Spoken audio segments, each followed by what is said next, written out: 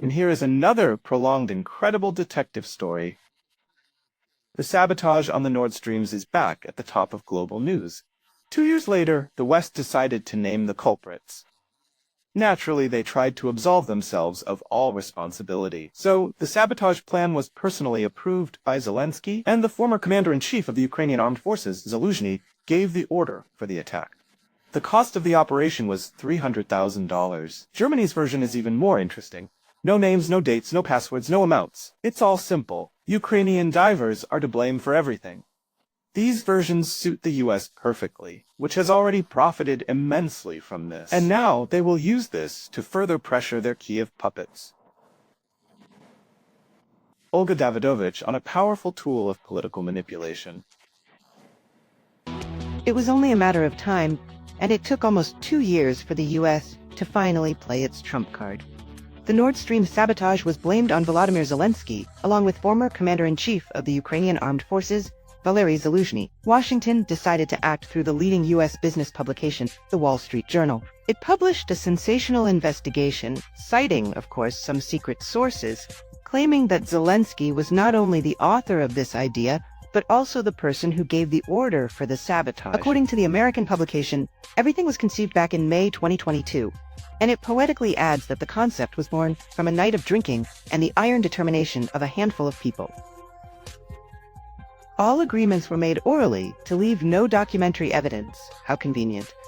But the ubiquitous American intelligence service, the CIA, got wind of the planned sabotage and was very unhappy about it. Representatives of the US CIA demanded that the operation be stopped. President Zelensky gave the corresponding order to Zaluzhny, but he ignored this directive. The publication continues. Zaluzhny made changes to the operation's preparation and involved former Special Operations Officer of the Ukrainian Armed Forces, Roman Chervinsky, in organizing the sabotage. He didn't dive himself, but provided all the logistics for the operation. And the direct executors were Ukrainian divers, Volodymyr Zhuravlev and the Uspensky couple. It should be noted that this incredible story with these same amateur divers had already surfaced in the media. However, at that time it was clarified, they acted without Kiev's approval. Now it has an official client? In short, the time has come when Zelensky is being fully thrown under the bus, leaving a loophole just in case to clear his name. Guilty as he may be, it was Zaluzhny who disobeyed. Perhaps the attacks on the Kursk region from Ukraine were not sufficiently coordinated or agreed upon with the West. And now, by stirring up this Ukrainian version in the media, which allegedly involves Ukrainian leaders, the West is trying to put pressure on the Ukrainian leadership. This card is being played to punish or control the Ukrainian leadership a bit. Official Washington remains silent, probably observing the reaction, but they refer all details to Berlin. After all, Germany is conducting its own investigation, strictly classified. It is only known that an arrest warrant has already been issued for Zhuravlev. The Uspenskys are also on the list of suspects. We were not aware of this and did not support it. We were not informed about it. I would direct you to the German authorities to discuss their investigation. But we also condemn this apparent sabotage. Surprisingly, it is Germany that initially insists on the Ukrainian version.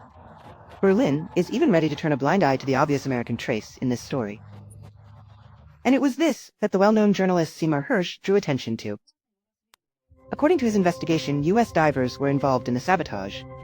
They planted explosives on the pipelines during a NATO exercise in the Baltic Sea in June 2022. But the clients waited for the right moment. Biden's goal was to prevent Germany and Western Europe from opening the pipeline in case of an imminent cold snap. The German authorities imposed sanctions, stopped one pipeline, but had the right to open a new one, which Biden did not want. The essence of the operation was to ensure that Europe, particularly Western Europe, continued to support NATO and supply weapons, fueling what is clearly a proxy war against Russia, which is being waged right now. Common sense says to look for who benefits. If you follow it, you should remember those who initially opposed the commissioning of the Nord Streams. These included the US, Ukraine, and the Baltic states. The latter for ideological reasons, while Washington had political and economic reasons in mind. Specifically, the influence of Russian gas on the German economy and therefore on the country's leadership. I will not present mountains of evidence of my country's, the United States, involvement in this act of war against the Russian Federation and the Federal Republic of Germany. There were no compelling national security interests justifying the destruction of the Nord Stream pipeline, which caused significant economic pain to the German people. The economic pain for ordinary Germans is a 20% increase in gas prices. But for a number of German enterprises, the price turned out to be unaffordable. As a result, Germany began to lose its status as Europe's largest economy. And the main beneficiaries were, unsurprisingly, the US. After the sabotage, they increased gas supplies to Europe and almost quintupled their income. Does anyone still have questions? Who is behind the Nord Stream attacks? The fact that we are silent about the Nord Stream pipeline sabotage, that Germany itself is silent about the obvious act of terrorism committed under American leadership against its property, and that we are not investigating, not trying to find out, and not raising this issue legally, is nothing but an act of submission. Indeed, Brussels remains submissively silent. Denmark and Sweden, in whose waters the crime occurred, have submissively closed their investigations. And only Zelensky is probably tense. Such publications are never accidental. This means that Washington has put a big cross on its puppet, and the only question is when he will be removed from the stage. Just like Zaluzhny, who is now residing in the UK as Ukraine's ambassador. He, however, unlike everyone else, is already loudly proclaiming his innocence. Olga Davidovich, Bohdan Petrashko, and Dmitry Astartak. News Agency.